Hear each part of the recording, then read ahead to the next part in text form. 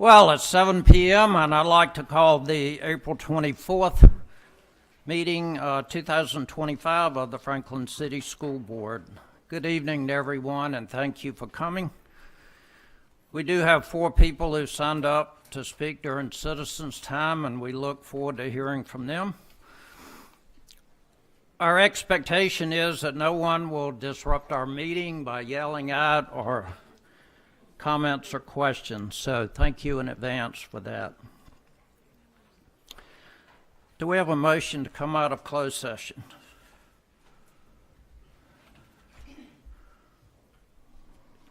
I move that the school board, having been in closed session pursuant to a proper motion, come out of the closed session. Do we have a second? Second. Any discussion? All in favor signify by saying aye. Aye. Opposed, no. Motion carries. Do we have a motion for certification? Whereas the Franklin City School Board is convened a closed meeting on this date pursuant to an affirmative recorded vote and in accordance with the provisions of the Virginia Freedom of Information Act, and whereas Section 2.2-3712D of the Code of Virginia requires a certification by this school board that such closed meeting was conducted in conformity with Virginia law. And now therefore be it resolved that the Franklin City School Board hereby certifies that to the best of each member's knowledge, 1, only public business matters lawfully exempted by Virginia law were discussed in the closed meeting to which this certification applies, and 2, only such public business matters as were identified in the motion convening the closed meeting were heard, discussed, or considered. Thank you. Do we have a second? Second. Any discussion? All in favor of the motion for certification signify by saying aye. Aye. Opposed, no. Motion carries. Would you stand for the pledge, please?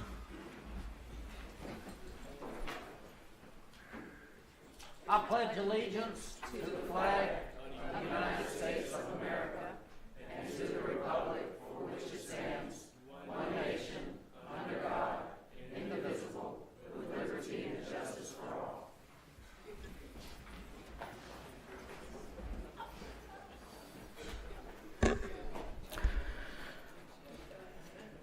I believe we have one motion from our closed session, and that is to approve the personnel agenda as presented. Do we have a motion to do so? So move. Do we have a second? I second. Any discussion? All in favor signify by saying aye. Aye. Opposed, no. Any abstentions? I abstain. We have one abstention. Next, approval of our agenda. Do we have a motion to approve the agenda? I move to approve the agenda. Do we have a second? Second. Any discussion? All in favor signify by saying aye. Aye. Opposed, no. That motion carries. Roll call. Ms. Davis, please. Dr. Harrison, Here. Dr. Scott, Here. Ms. Parker, Here. Ms. Boone, Here. Mr. Holt, Here. Ms. Council, Here. Ms. Hunt, Here. Dr. Carter. Here. Thank you. We have a full board. Moving to our consent agenda, we have minutes for our March 20th meeting. That's the first reading. We have minutes for our March 13th meeting, and that is the second reading. Do we have a motion to approve those minutes? So move. Do we have a second? I second. Any discussion? All in favor of the motion to approve the minutes for March 13th signify by saying aye. Aye. Opposed, no. That motion carries. Thank you. Superintendent's report. Dr. Carter. Thank you, sir.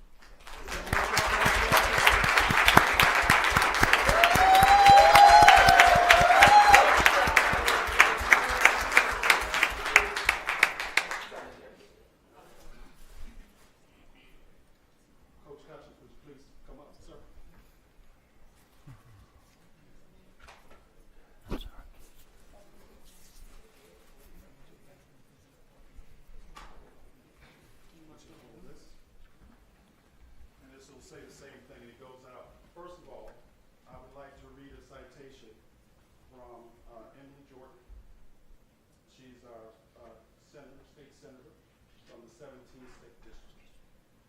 Dear Broncos, I'm thrilled to extend my heartfelt congratulations on your incredible victory in the Region 1B Championship.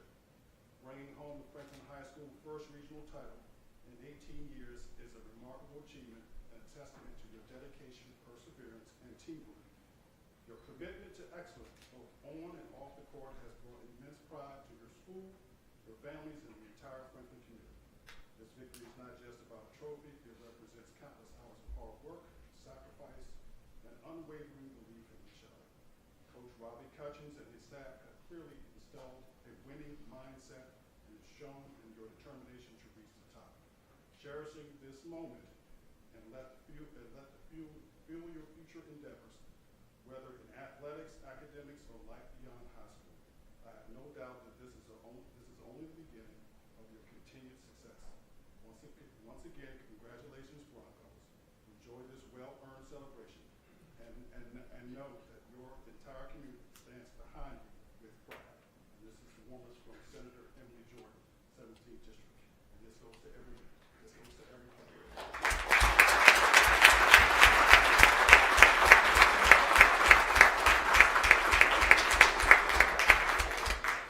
Coach Hutchins. First of all, I didn't prepare a speech, but I want to say thank you for each and every one of you that came tonight to support these young men. I think it's a true testament to what hard work does. It's a true testament to what culture does. And these young men put in, as you guys know, countless hours of hard work and dedication. And for those of you who followed the journey throughout this season, I've been at it a long time, and when you start telling kids that you've been coaching longer than they've been alive, it kind of puts things in perspective. However, these kids never gave up this year. So if you followed their journey, you would know that to start the season, they were 2-8. And if you don't know, that's 2 wins and 8 losses. That's not very good. You know, we win a lot of games off the court, but we're trying to win them on the court as well. But these kids never quit, right? They fought tremendously hard. They believed in themselves. They believed in each other. They put a phenomenal run together throughout the latter part of January into February, and earned a 3 seed in the region. And once we got in the region tournament, we were playing some of our best basketball. We've made it to the regional championship game, and I look back over the years, and we've had a ton of success at the district level, regular season, district tournament championships, regular season district championships, but we haven't been able to get over the hump and win a regional championship in quite some time. We've been there, we've knocked on the door. 2 years ago, we were there as a 1 seed and lost.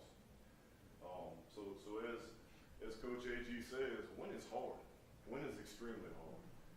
But he kept believing. They got it done in the region, and once we got into the state tournament, obviously I said we were playing our best basketball, but I knew we had a chance to keep going.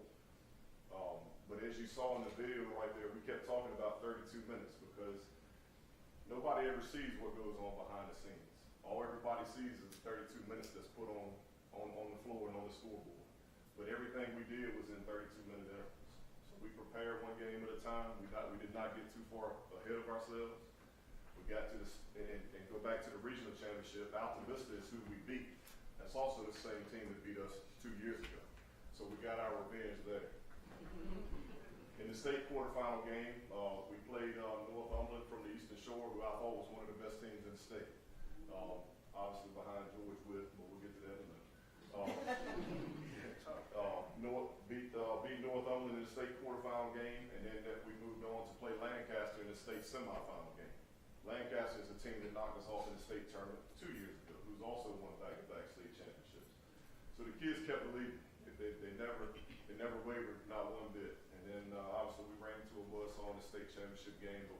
But what these kids accomplished this year and coming into the year not really having any expectations and being able to continue to build on the culture that's been set for a long time in the program is just a true testament of what hard work does.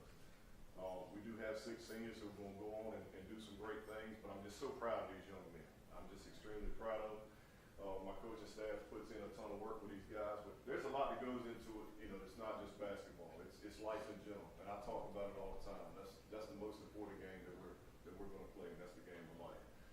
So if you follow the press and you see anything that I've said, if you see these kids out in the community, please support them.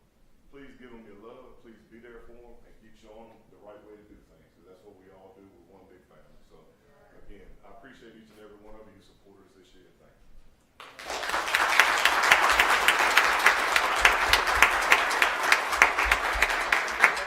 So fellas, remember when I sat down and had a meeting with you? Okay, I have delivered. So Coach Kutch, will you please pass out their jackets, and then we will have a photo, and I also will pass it down. Yeah, so basically, we're not going to do it in a certain order. I'm just going to go off, what we have here. But a huge thank you to Dr. Carter, Dr. Ricks, Chair, Mr. Holt, and the school board for putting this together. Ms. Davis and I work extremely hard behind the scenes trying to get these jackets right and get them in order. So, matter of fact, I'm going to take one out so everybody can see it. Yep.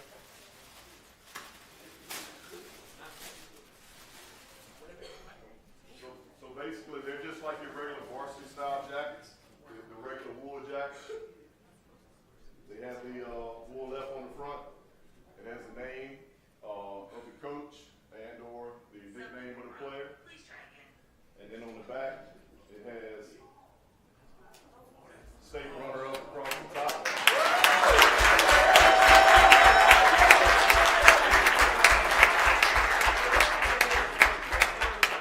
Regional champions across the bottom, and I know you can't see in the basketball, but it says Franklin Broncos 2025. And a big thing that goes around, because I know a lot of people live on Facebook, all right? I get so many calls over the last, I'm going to say 3 or 4 years, and people say, Cut, what does 310 boys mean? Because unfortunately, in society nowadays, you think negative. First time, you see something, you think, that kind of sounds a little funny. What's 310 mean? Well, I used to not know what it meant either. In case you didn't know, 310 is the address of the high school. 310 Crescent Drive. So I put down there at the bottom 310 boys. So that's the jacket. Coach AG, you got the presentation. Come on up, man.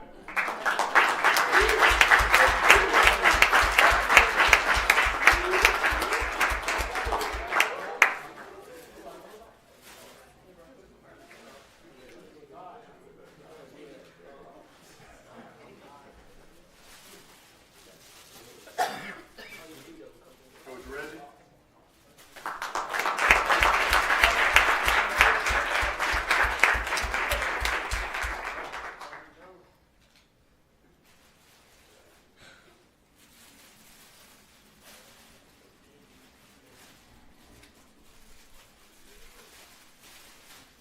Coach Kenny.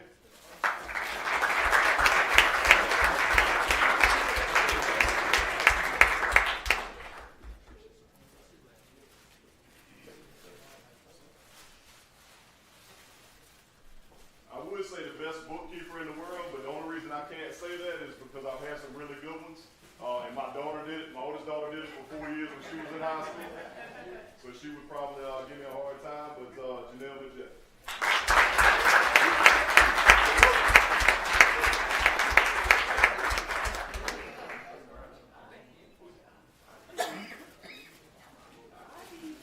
Number 3, Daviana Person.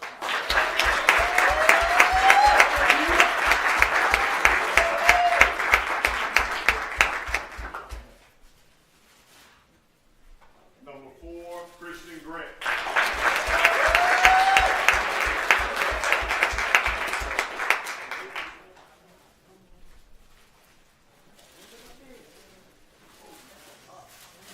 Number 2, Travis Maker.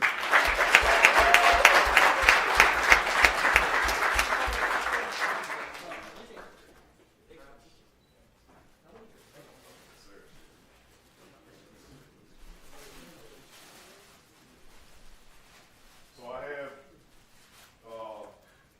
2 of the best managers I probably ever have, and I'm gonna try to keep that short because I get a little emotional talking about good kids. But Jabari Warren.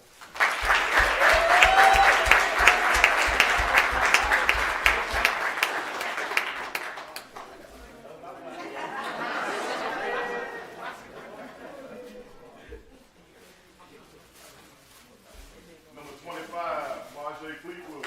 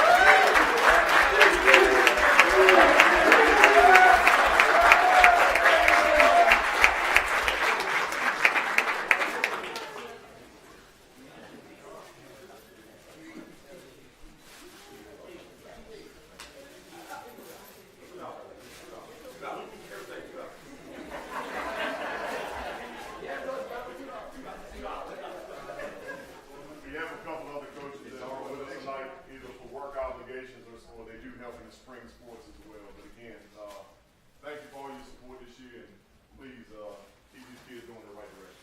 Thank you.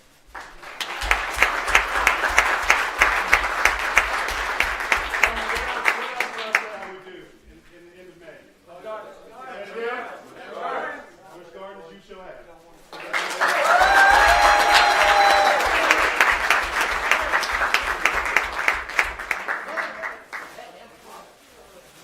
Now, fellas, because it's a school night and Coach Kutcher, you may leave because I know you need school tomorrow.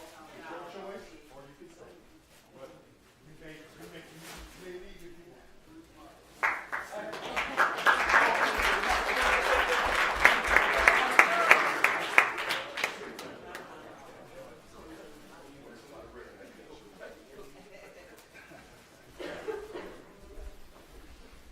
All right, Dr. Tyndall.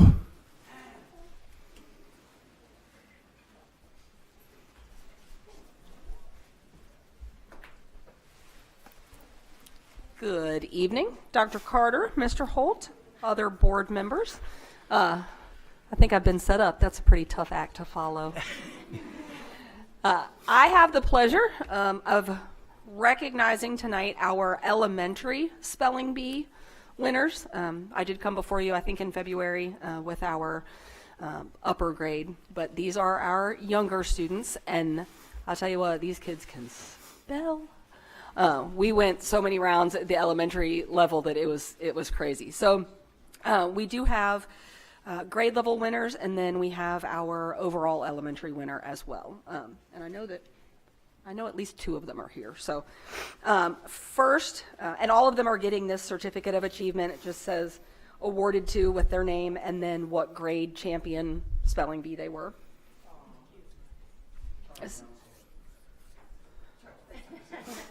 Sorry. Looks like this. All right. So the first one is for our second grade champion, and that was Aubrey Kane.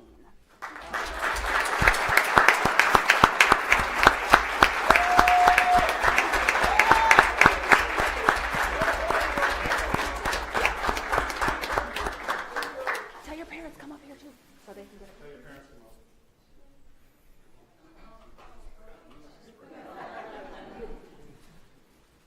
Sorry we made you get up.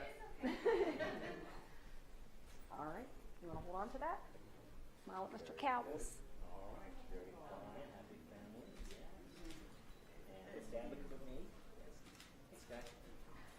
Congratulations, sweetheart.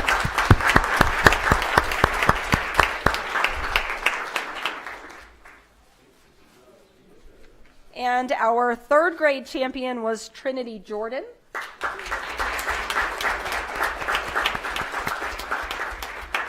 We will hold on to hers and make sure she gets it.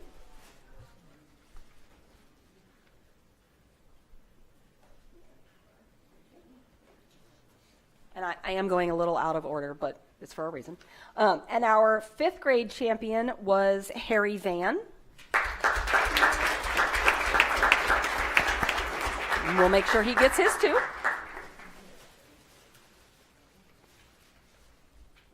Thank you. And last but certainly not least, our fourth grade champion, who was also the overall elementary school champion. He will get a certificate of achievement, and then he will also get his trophy. And it says Franklin City Public Schools Elementary Spelling Bee Champion 2025, and that is Camden Sutton.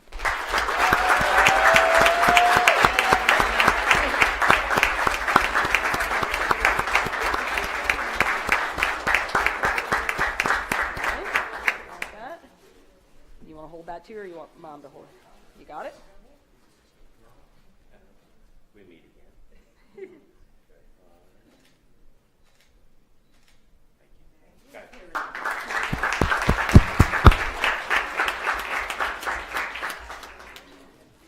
And I do want to recognize we did have 17 elementary spellers, and That's hard. They were up on that stage at the elementary school, and they all had their chairs, and there were plenty of people watching them. And I went up to talk to them beforehand, and I said, "You guys okay? You have any questions?" And he kind of went through the rules, and one of the little girls said, "My hands are sweating." I said, "It's okay, baby. I don't even have to spell, and my hands are sweating too." So they were very cute. They were very sweet. So we want to give credit to all of them who were brave enough to stand up there on that stage and do that. They did an awesome job. We will be bringing another student back before you, probably at one of the May meetings. Our student that we sent to the regional spelling bee, we have something special for her that we're going to give her in May, because she actually was the runner-up for the region. She came in second place.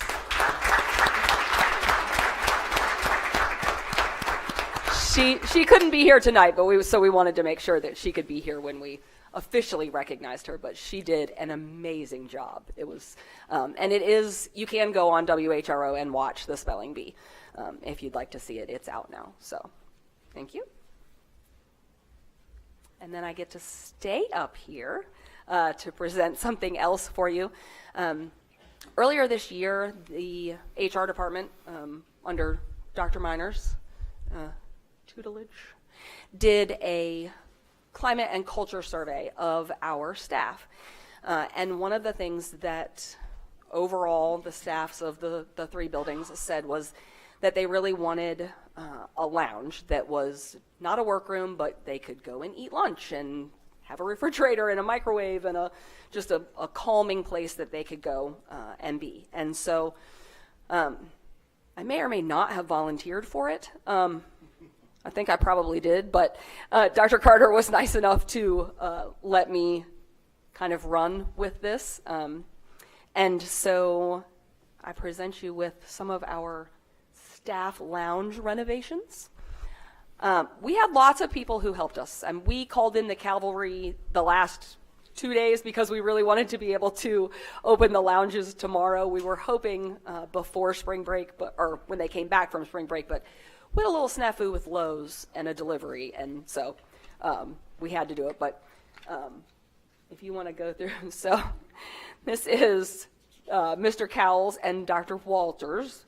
We had a lot of furniture to build, and our our maintenance department built all of the tables and the chairs and all of that kind of thing. But this would be part of our trouble with Lowe's, because we thought the cabinets were all coming together in one piece, and they came in about 3,200 pieces. And so there was a lot of building furniture the last few days. And that would be Dr. Minor and I. Dr. Walters is hiding behind the cabinet on the other side of me, but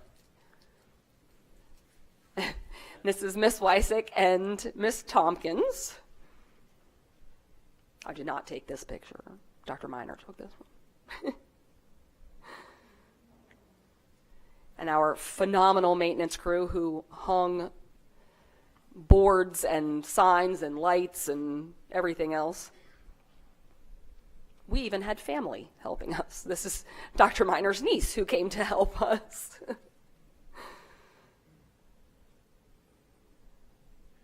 Miss Tompkins with power tools.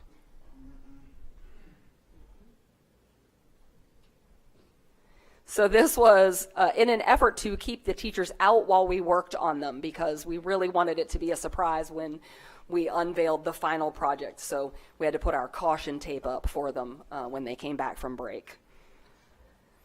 So this is the elementary school. These are the before pictures. These were taken right before we started loading everything in.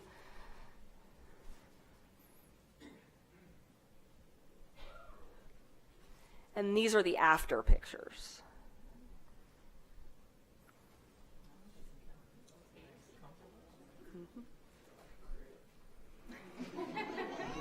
And I would like to mention, too, that we did, as much as we could, we tried to participate with our partners in Franklin. So the furniture did come from Schul's, and they were very helpful. The cabinetry and all of that kind of stuff.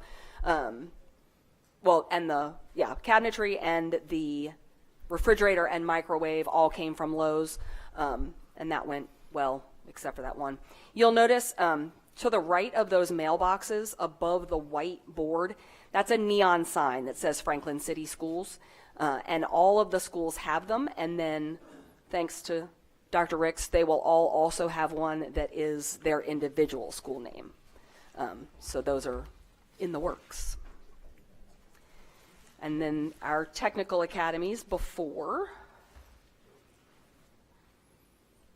So you can see that Miss Phillips had done an awesome job with what she had to set up something. She really kind of got things started at J.P. King. And then this is after.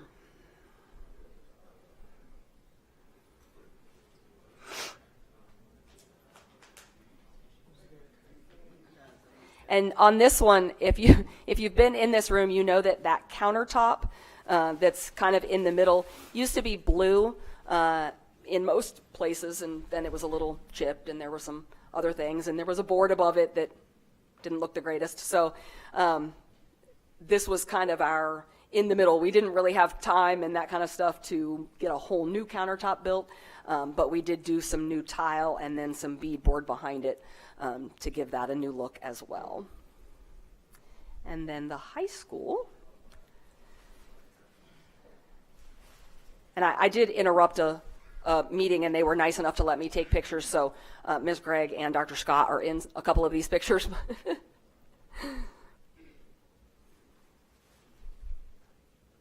And then the after.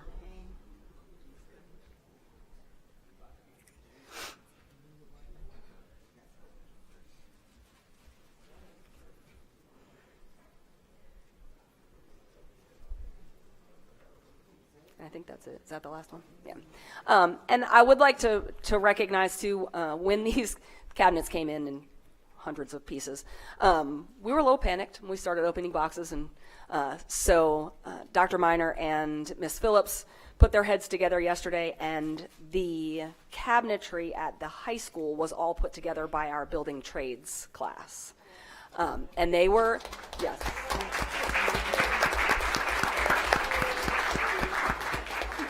The original plan had been for them to travel to the other schools, but we were in such a hurry that when we called in the cavalry, we got the other ones done. And they were a little upset this morning. I had to have a phone call with them to explain that they had not done anything wrong, but that we were just in a hurry because when they heard they weren't going to the other schools, they were afraid that they had done something wrong. But they did a great job at the high school. So thank you very much. Thank you, Dr. Tyndall. So, Dr. Tyndall, they'll be open for business tomorrow? Yes, sir. All right. Ms. Cito?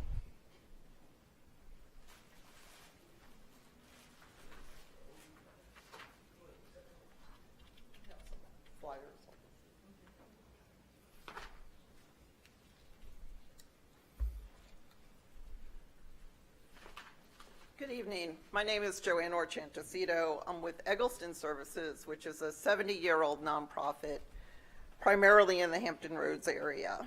We provide employment services, day and residential services to adults with disabilities, brain injury services in terms of a clubhouse and case management, and we also offer several businesses and government contracts where we employ persons with disabilities. Last year, we supported over 1,800 people. This year, through funding with DARS, we're able to provide brain injury services in a broader region than we had before. It now includes the city of Franklin, Isle of Wight, Sussex, Southampton, and the Emporia area. So that's why I'm here, to talk to you all, is case management for persons who have sustained a brain injury who are over 18. So kids, don't drive and get in bad accidents where you sustain a brain injury. Don't fall asleep when you're driving. Those are things that have happened to folks who are brain injury survivors. In an instant, they have a brain injury. It could be a stroke, it could be an aneurysm, it could be something from toxins. Anything can occur. We can fall down a flight of stairs. We can sustain a concussion playing basketball. Some of you probably have at some point. In Virginia, there are usually 15,000 people who sustain a brain injury every year. They wait a year, if not more, for services.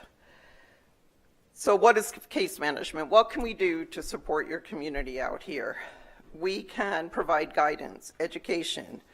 We empower people by linking them to services. Our case managers can help link folks to housing, transportation, employment, healthcare, filling out Social Security forms, filling out Medicaid, Medicare forms, legal aid, just trying to get people linked to services that they could use and supports that they need. It's provided at no cost because we are under a grant with DARS. Services begin by assessing needs and working together to develop personal goals. In terms of case management, it promotes self-advocacy, independence, by supporting people with brain injuries and making their own decisions and living their best lives. Many of them are isolated. They don't trust people. They've had broken promises. They've lost their family. They've lost, maybe if they're an adult, they're not living with their spouse anymore. They're not with their children anymore. They're very isolated. We do support groups virtually. Sometimes they can be done in person, but we have in the past few years been doing those virtually. Within our clubhouse, that is in Norfolk, something that we have found very helpful with school systems is having members talk to older teenagers, particularly kids who might be in driver's ed, who might be in sports, and just having those conversations as to what has happened to them, that they are now a brain injury survivor. Truly, we had someone who fell asleep at the wheel prom weekend. He was tired. He fell asleep. He now has a brain injury. Other people have fallen off motorcycles. They didn't have helmets on, or maybe they didn't have a bike helmet on, or they've suffered, massive injuries from a car accident. So, that's something that if you were interested as a school system, we could work with you at your high school level. Again, we provide case management for folks over 18. You probably do have students who are over 18. Maybe some of them have sustained a brain injury. Maybe there are community members. You have a whole boatload of people here who are community members who maybe know someone in the community. I left some information about our program. People do a very simple self-assessment, and we would go from there. That's it. Okay, thank you.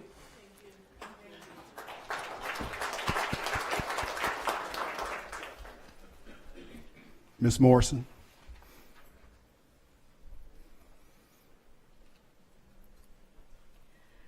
Dr. Carter, school board, community members, good evening. I'm going to be presenting the March financials as well as one proposed budget amendment. Okay, so this is our general fund. 75% of the year has gone by, and we have spent 71% of our expenditures. If we look at the revenues, once again, state funding has been based on a lower average daily membership than we actually have. In April, the April 16th state aid payments have come in much higher, and the Virginia Department of Education has let me know that those higher payments are going to continue. So the state funding line will resolve before year end. I've also been in very close contact with the city's finance staff, and the $330,000 and the $874,000 will be resolved by the end of this year. Next slide. Okay, we've spent $9,700 in our textbook fund so far this year. In our nutrition fund, we've collected 74% of our revenues and spent 66% of our expenditures.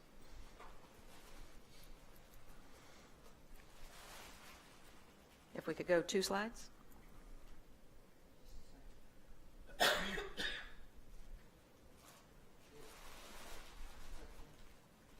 One more.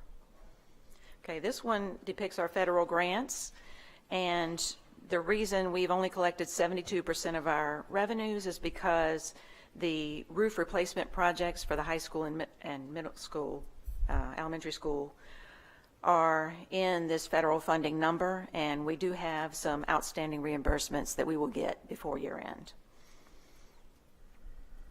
And this puts us at an overall total here. Okay, I'll go through the March vouchers, and if there are any questions about those, I'd be glad to entertain them.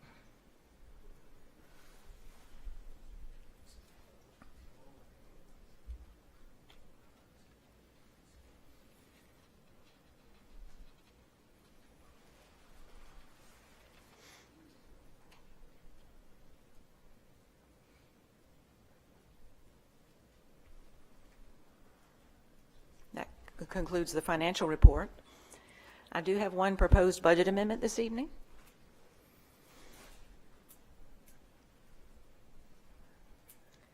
So our Title I allocation for grant year 2023 to 2024 increased by $1,999.60.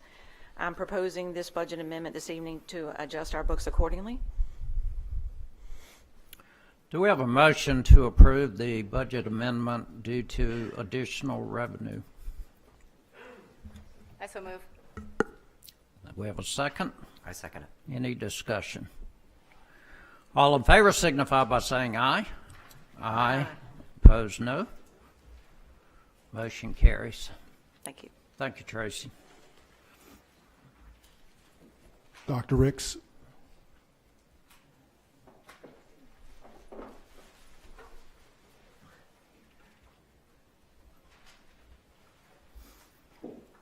Good evening. All right, so I'll be discussing our FHS senior cohort. And you notice previous data, we stated that as of 3/17, we were at 50% of our senior graduating class in danger of graduating. Currently, as you can, danger of not graduating. As you can see in April, 1st of April, we reported that 45% of students were in danger of not graduating, which was a total of 34 over 75 students in danger of not graduating. We are currently, as of 4/23/2025, we're 25% of students in danger of not graduating. That's 19 out of a total of 76 students. All right, so our senior cohort continued interventions that we're continuing. We still have our approved verified credit committee. We also we're working with the Virginia Department of Education for our request for our special permission locally awarded verified credit accommodation for our SPED population. We are also continuing to develop support plans to support students with behavior challenge who have been elevated to graduate early without meeting academic requirements. CPR will be offered again on April the 24th for our seniors that are still missing CPR, which is a requirement. The teachers and curriculum specialists are currently remediating. So they're remediating along with the teachers, pulling students out of class and remediating before testing. End of the month focus for CTE right now is the workplace readiness tutoring sessions that are still occurring. Industry certification tutoring sessions are ongoing. And we also still have our SOL Academy Enrichment Fridays for our grade level 7 through 12. So those are currently the continued interventions that we're continuing right now to work with those 19 students who still we're trying to work to get across the stage for graduation. Could you go back to the slide before that one? No, the next one. Number 3, developing a supportive plan to support students with the behavior challenges who have been elevated to graduate early without meeting academic requirements. Please elaborate on that one. Yes, we noticed when we began to dive into the different cohorts that we had students that were being elevated to the next grade level, but they weren't academically prepared. So we saw deficiencies in their grading, also in their course requirements. So now we're going back and looking at each cohort, and we're developing appropriate plans to support them with graduating at their current at their current cohort. For an example, some students may have been pushed to graduate in 2025 now, in which they still had a year which they could have still been in school, and their actual cohort could have been school year 2028, but they were pushed along. So we're going back and looking at those cases with the student services and Ms. Tompkins with the curriculum team, and we're going back and working through those cases.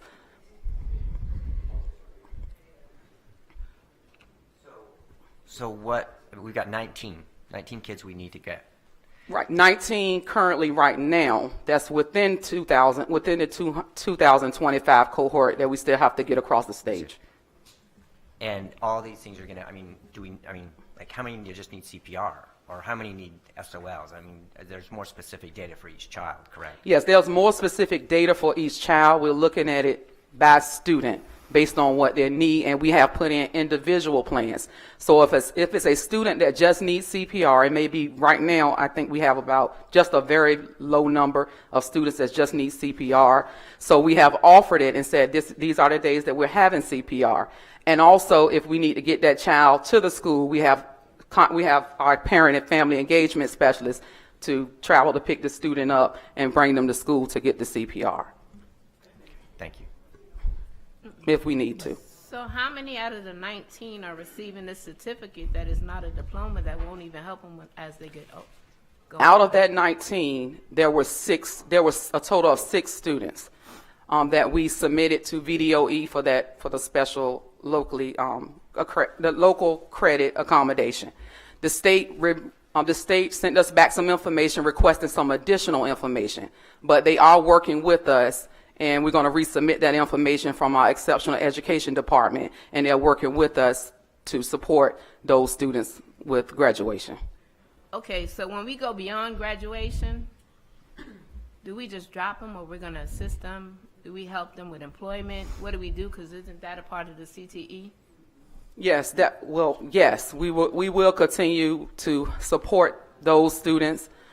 We have some, and then you'll see in my next slide, Camp Scholars. We have a host of those students that are in that program. And we also have Jobs for Virginia program that's working and monitoring those students postgraduate. We also have our Miss Whitley, who is our career transition specialist, helping those students as well. I just want to be clear on something, though. But the whole goal for what is being worked on right now is to have these students graduate with meeting the academic requirements. We're not looking for a complete way around them graduating without having the academic requirements. Correct. Right? Correct. And we're going to be working this summer. We don't have an actual policy for early graduation. So, however, our team will be working on that summer to make sure what that looks like so that it can be consistent across the board. Because even though some students we may have a few that may be ready academically, but that doesn't mean that they're ready in terms of leadership, in terms of social or emotional development. So we have to look at all those factors when we are pushing a kid to possibly graduate early. Then that's beyond just the academics.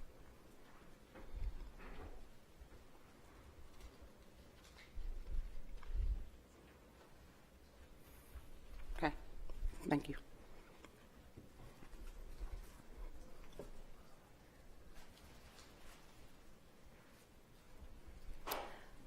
All right, so my next slide will be on our pre-camp scholars.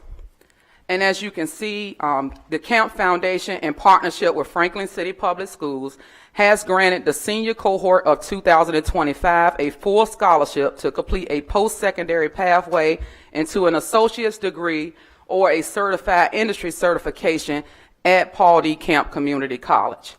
And as you can see, the criteria on this spreadsheet, the criteria for the scholarships is an attendance intervention.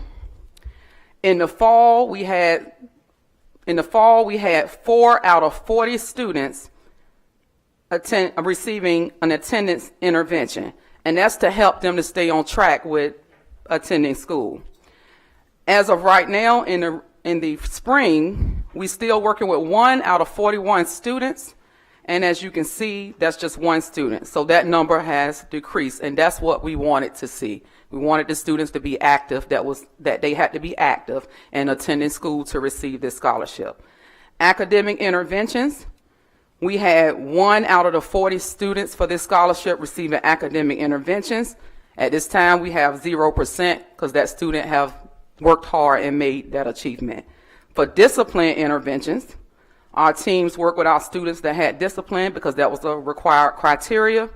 Right now, out of those 41 students, we have 0% that's having those discipline challenge for this scholarship. So they meet the criteria.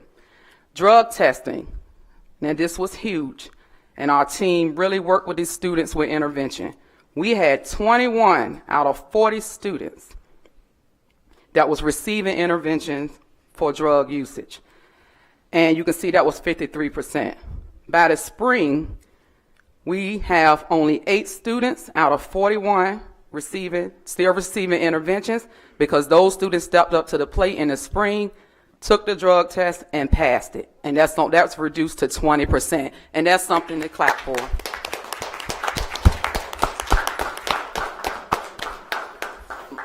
Volunteer and work hours. We had 12 out of 40 students. This is another big accomplishment. And we had 30% of students that did not have either volunteer hours or part-time working hours. In the spring, all 41 of those students either have a part-time job, volunteering in the community, or volunteering with our Jobs for Virginia program. That's why that's a 0%. So that was another major accomplishment. And can we go to the next slide? Next slide. So I would like to say tonight, we're still, before I read this, we're still working with those 8 students, and we're working with CAMP because there are some other scholarships that we can work on with those 8 students that did not meet the criteria based on the drug testing. So we're still working with them, and we have not given up on them. So congratulations, Franklin City Public School is proud to announce the nomination of 33 students from the senior class of 2025 for the Camp Foundation Full Scholarship. This prestigious scholarship provides full funding for students to pursue a post-secondary pathway at Paul D. Kemp Community College, leading to either an associate's degree or certified industry certification. We are excited about the opportunity this creates for our students and their futures. We extend our thanks to everyone who helped make this possible. And let's continue to support and celebrate their success. And again, it took a great team, great student service team. I mean, I couldn't thank the best team that we have. So we have a great team, and I appreciate the team and the parents as well, and the administrators and all the support.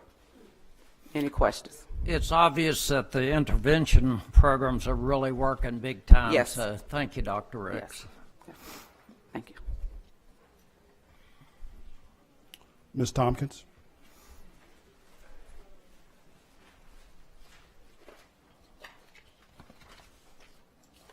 Good evening, School Board, Dr. Carter, all those assembled here today. It gives me great pleasure to follow up on all of the success that we have experienced tonight. And this brings us right to what our mission statement is. I won't read it in total, but I do want to talk about the fact that this mission statement was not just developed by central office. This was a community effort. We had parent support, we had the community, we had school board members, we had students. And as we were developing this mission statement, the students felt that we were missing something. And they had an opportunity to help craft what you see here about having more hands-on opportunities, more real-world experiences within the classroom. And we listened. And that's how this mission statement came about. So when you look at this mission statement, it is a mission statement that we honored the students, but we also honored what the community said they wanted when it came to what they wanted as an educational experiences and opportunities for students in Franklin City Public Schools.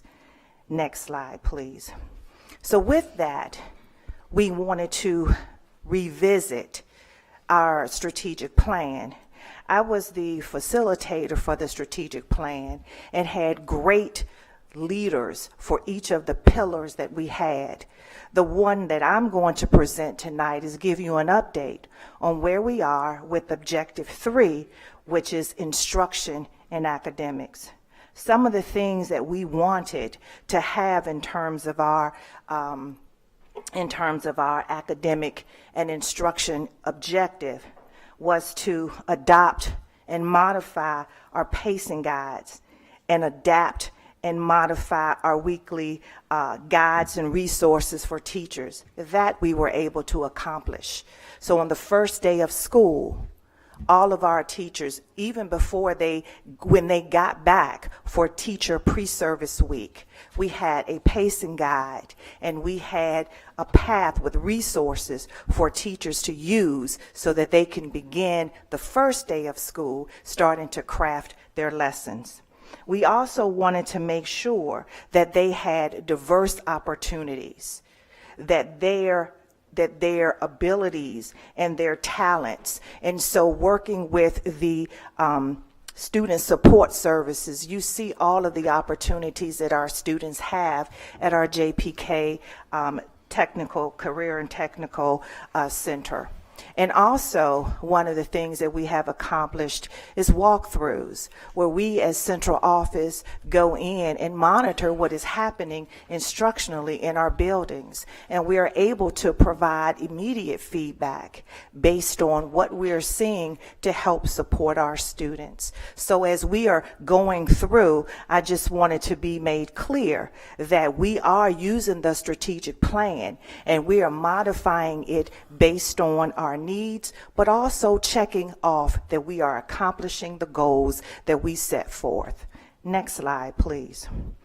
So now I want to talk a little bit about data and why it's important for us to revisit our strategic plan when it comes to academics and instruction. As you can see, this is SP Morton. There are 23 data based on 22-23 school year. We're all at a level 3. That simply means that our students are not meeting the 70% or 75% pass rate. Next slide, please.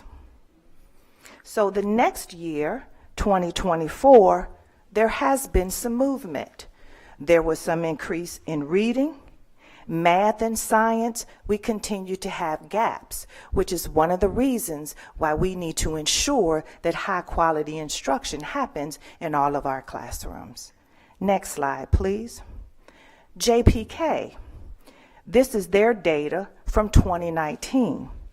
JPK was fully accredited, which means they were level 1 in all categories for grades 6 through 8. If you take a look at the next slide, please, for 2020, they were still in all red, which means those students, green, students were performing at a high level. So when these students left JPK to move to the high school, they were prepared. The data shows that they left with high reading scores in the 80s and in math. So when they left 8th grade, they were prepared for high school work. They were also almost a blue ribbon school. So you don't get that distinction or even a path to that distinction unless you have high achieving students and teachers who are teaching in alignment with state standards. Next slide, please. So in 2019, we see that Franklin High School was accredited.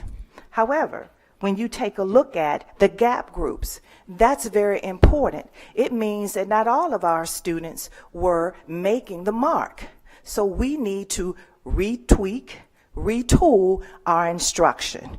Next slide, please. There was a further decline in 2020. The reason you see the accredited marker here is because this was during the pandemic. If you were accredited the year before, you maintain accreditation during this 20 year. So math, we see that we had a gap in math, but we were also not meeting the 70% mark in math in the 2020 school year, which was based on 18-19 data. Next slide, please. So as we continue to take a look at being accredited with conditions, it simply means that we have some gaps. We have more work to do in the area of science, career and technical, as well as taking a look at how are all of our students performing. We want all students to be successful. And the only way that that can happen is if we have alignment between what happens in the classroom, how students are instructed, and making sure that what is taught is what is tested.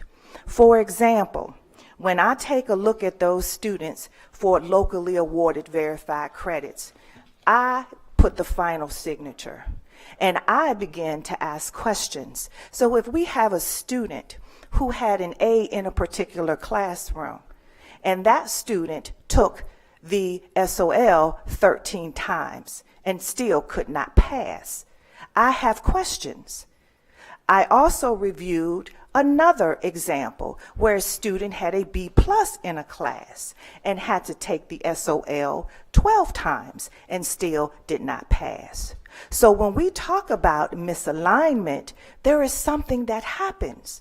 And so we have to ensure that no matter what, if we believe all students can learn, then when we see such discrepancies, we have to address them and ask the question. And when you see that level of disparity in student performance, as well as how they perform in the classroom, it indicates that there is a misalignment with what is taught and what is tested. Next slide, please. 2024, as you can see, we have other areas with our dropout, our college and career readiness, as well as in science. Next slide, please. So what are we doing? As Dr. Ricks already shared, we have lots of opportunities for our students to close those gaps. But Tier 1 instruction, which means getting it right the first time, is the only way that we're going to have consistent progress for student performance. We can remediate, but remediation is not going to solve all of our problems. We have to get it right in the classroom. And that comes from effective monitoring. It comes from timely feedback from administrators. It comes from looking at the standards and lessons being aligned to what is tested. We have all the resources available to our staff as well as parents. Everything is on the website. We want to ensure that the first time is how our students are going to perform. So we have summer programs. We've had our Read 180 Lab, which is a reading computerized adaptive program, which gives a diagnosis of where students have deficiencies and the program is developed around their specific needs. We also have computer-based programs for math. We have our Tutors to Teachers program after school. We have our all-in tutoring now with our SIG grant for pre-K through 8. We have Enrichment Fridays for pre-K through 12. So in terms of us providing opportunities to close these academic gaps, we are doing that. But the first line of defense will always be at the school level. Next slide, please. Any questions?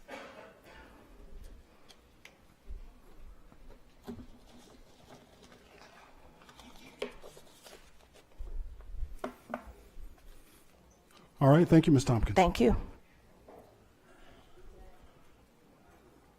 That concludes my report, Mr. Hall. Thank you, Dr. Carter, Ms. Tompkins. Now we come to citizens' time, and I'll read the instructions. Speakers have 3 minutes. Your time will start when you start speaking. There are 3 lights on the podium. When your time starts, the light will be green. When you have 1 minute left, the light will turn yellow. When you have 30 seconds left, the yellow light will start flashing.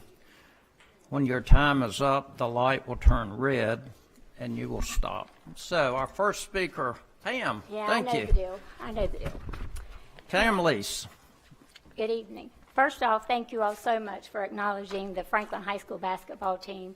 We're just so proud of them and so proud of the coaches, and congrats to all the fans and everyone who has supported them. I stand before you tonight not just as a concerned citizen, but as a voice for many who feel unheard, overlooked, and increasingly disillusioned by the decisions that are being made by Franklin City Public Schools. We have watched, spoken, written, and pleaded for transparency, fairness, and accountability. Instead, we have been met with silence, misdirection, and decisions that defy logic and equity. Tonight, I bring forward some questions that you all continue to avoid. Salary inequities. Why did central office staff receive raises as high as 13.4%, Dr. Carter, 8%, Ms. Tompkins, while the rest of the staff, including building administrators, teachers, and support professionals, only received 3%. Yes, there were retention bonuses, but those at central office were significantly larger, and some received extra stipends for duties for mentoring and strategic planning, which is duties that should already be a part of their role. How is this justified? Number 2, misuse of funds on cell phone pouches. Dr. Carter and Dr. Walters reported that $20,000 was spent on these cell phone pouches at FHS. According to a lot of folks, many have been lost, destroyed. Students know how to open them, and phone usage remains the same and unchanged. There is no accountability system in place. Is the board aware that this money has effectively just been wasted? Are you satisfied with just believing what Dr. Carter and Mr. Holt claim, that the issue is resolved? Number 3, low morale and staff attrition. An average of 9 to 10 staff per day are calling out sick at Franklin High School.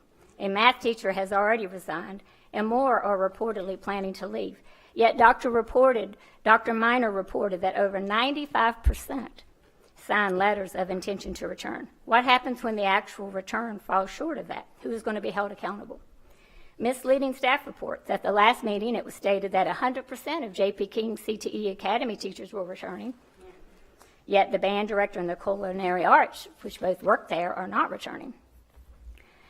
I think we need a full independent audit conducted by an outside agency, one that evaluates salaries, allocations, stipends, and bonus distribution, and overall spending. The community has made it clear that we do not trust the board or the superintendent to police itself. Every member of this school board has been asked by the city council to resign. Have you all considered that? If resignation is not on the table, will you at least consider electing a new board chair for the 25-26 school year? Finally, who do you believe you're accountable to? Is it Dr. Carter? Is it Mr. Holt? Is it the citizens? Is it the educators? Pam, that's it. Thank you. Thank you.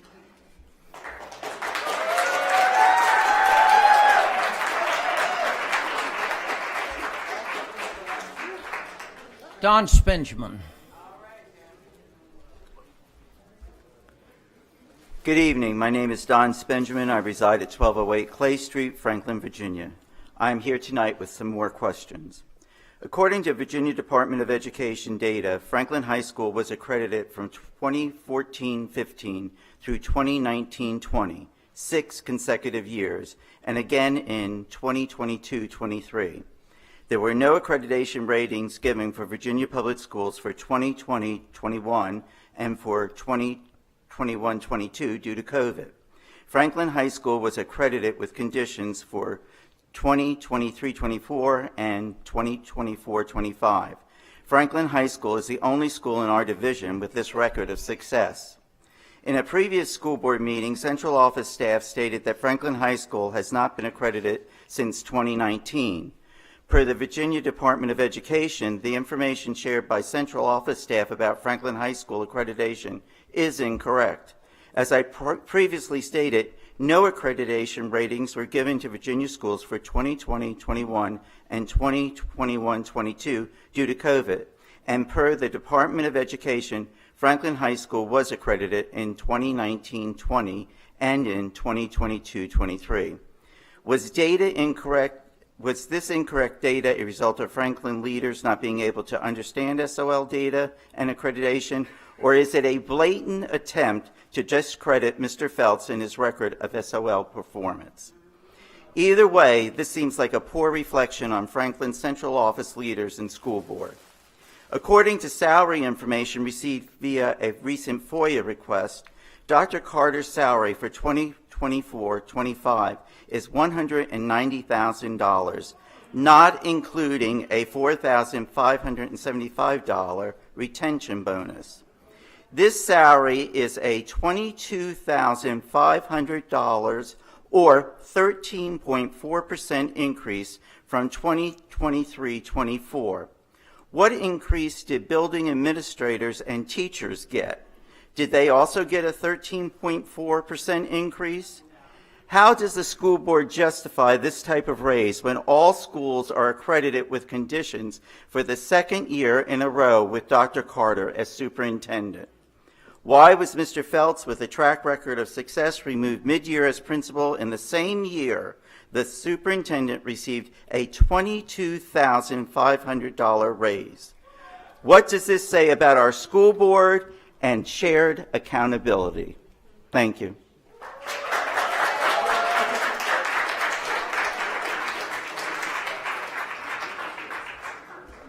Naisha Reed. Good evening, board, audience. I had a question. Why is it that the kids got to go back to school in August and they get out June 13th? That's a problem. I got another question. Why is it that SP Morton has no school and the high school is virtual?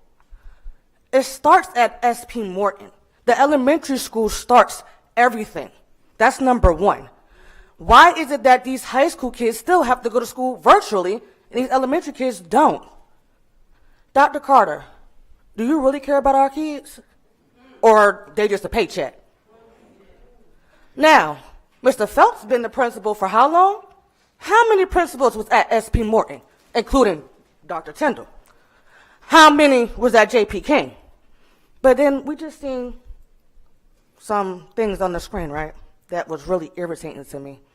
Don't forget about COVID. COVID affected a lot of people. Some of these kids have parents who are not educated, so they might struggle. They don't have a foundation. So how is it that you guys sit here and say, oh, we got our kids, I have our kids. You just want to be faceless to seem like you care about our kids, but you don't. One thing I don't really appreciate, today I had 2 kids get written up today. Quiet kids, good kids. They got written up during lunchtime for sitting in the classroom with another teacher during lunchtime. Make it make sense. Mr. Holt, do you care about our kids? Because I feel like you don't. I really feel like you guys are just here just to, just sit here for what? To the boys, I'm proud of y'all. If y'all don't think y'all got an army, y'all got an army. Keep going. Everybody is here for you, whether you have a mentor or not. There's kids that don't have a 2-parent home. They might not have a mother, father, grandparents. But Mr. Phelps, he was somebody that was there for them. But you know what's crazy? Why Coach Hill is banned from the city of Franklin schools? That's silence, right? I'm going to tell y'all something. Y'all taking away all the good people, the people that the kids look up to. One day, you're going to regret it. Thank you.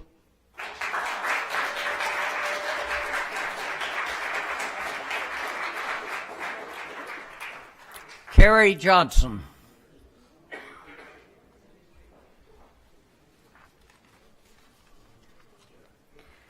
Good evening. I wanted to start by saying well done on the remodel of the teachers' lounges. I do find it a little skeptical that you did a culture and climate survey, and what you got out of the culture and climate survey was that the teachers wanted a new lounge.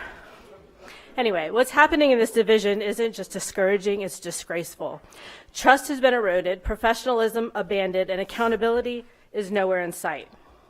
A few weeks ago, you all boasted about the high retention rate of staff. Yet today, we're looking at a couple dozen vacancies. We're a division of around 1,000 students. How do we have that many openings? And why are we offering relocation assistance for somebody to move over 250 miles unless we are extremely desperate and afraid that we're not going to be able to fill those schools? Why don't we use some of that money towards the teachers that are already here? And regarding the vacancies, how many of these were posted before the current employee was even informed? After all, that is what happened to Coach Hill. You reassigned Principal Feltz, who led the high school for 12 years and then stood by while central office released a data report and again tonight, that selectively painted the high school in a negative light.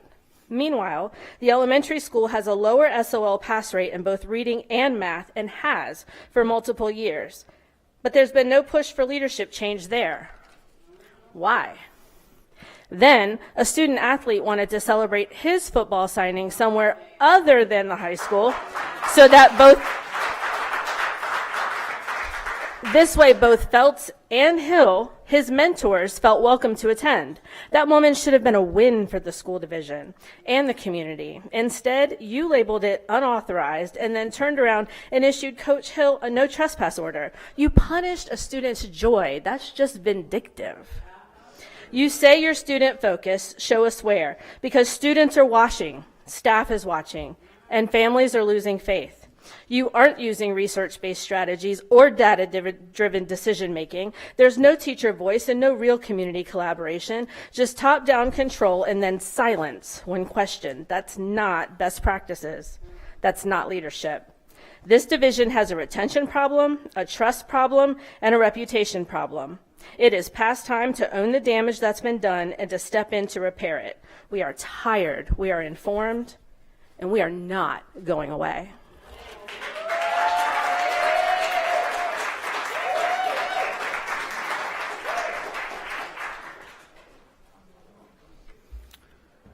Comments from board members? I just want to say how incredibly proud I am of our basketball team. You guys are just the rock stars.